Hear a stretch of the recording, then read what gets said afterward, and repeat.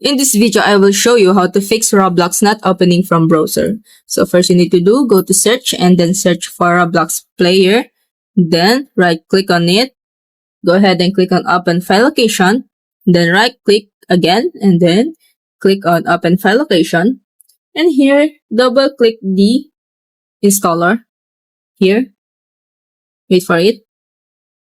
And then wait for it again. After that, go back and then go to Roblox browser and then search for any game.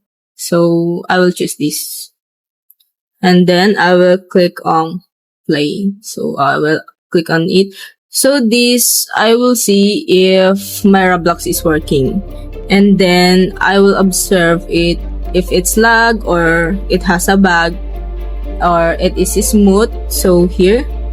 And then if your Roblox is on lag or has a bug, this is another method. So you can exit on this and then go to search.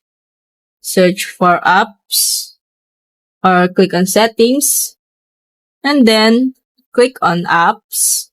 Click on installed apps. Search Roblox. Here and click on 3 dots and here you can uninstall and reinstall it again and try to play a game again. And that's it. If it helped you, please like and subscribe.